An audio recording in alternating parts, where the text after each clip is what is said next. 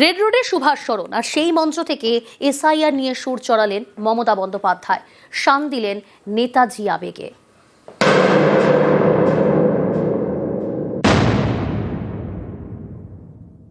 আজকে কি সুভাষচন্দ্র বসু বেঁচে থাকলেও তার নামটাও তাকে হিয়ারিং এ ডাকা হতো, ওই ফের চাওয়া হতো আপনি ভারতীয় কিনা।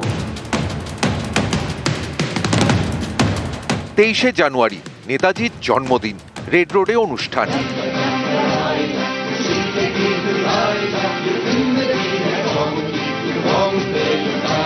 শুক্রবারের এই অনুষ্ঠান মঞ্চ থেকে এসআইআর ইস্যুতে সরব হন মমতা বন্দ্যোপাধ্যায়। আজকে পদে পদে সেই সংবিধানকে লাঞ্ছিত করা হচ্ছে, মানুষকে বঞ্চিত করা হচ্ছে, অধিকার কেড়ে নেওয়া হচ্ছে, গণতন্ত্রকে উল্লঙ্ঘিত করা হচ্ছে।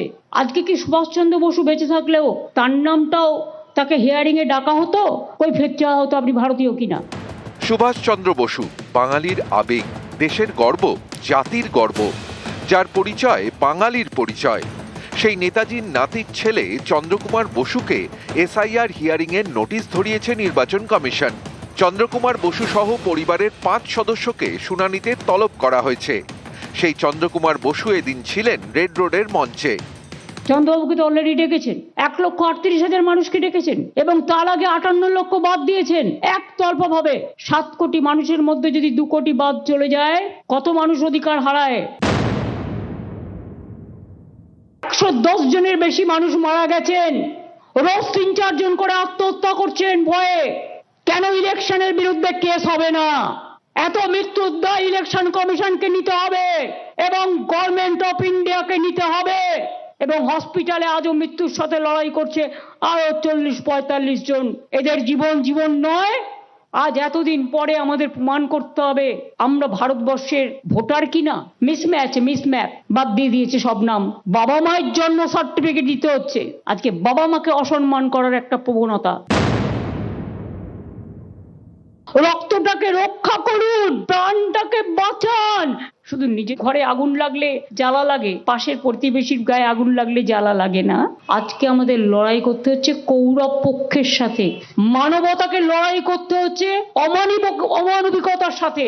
মানবিকতা বনাম দানবিকতার লড়াই হয়ে গেছে। তুমি বাংলা জানো না, বাংলা ভাষাটা অসম্মান করে মিসম্যাপ করে মানুষকে যন্ত্রণায় ফেলছো।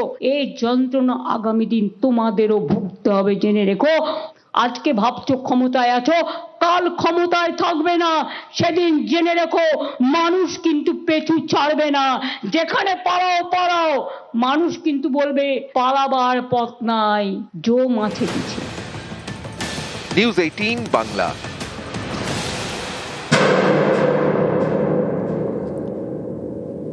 এবার কমিশনের উষ্ণ শুভেন্দু। কমিশনকে অ্যাকশন নেওয়ার দাবি, ভাষণ নয় অ্যাকশন চাই। প্রয়োজনে সুপ্রিম কোর্টে যাওয়ার হুঁশিয়ারি, চাইলে কমিশনের বিরুদ্ধে আদালতে যান। শুভেন্দুকে পাল্টা কটাক্ষ কুণাল ঘোষের।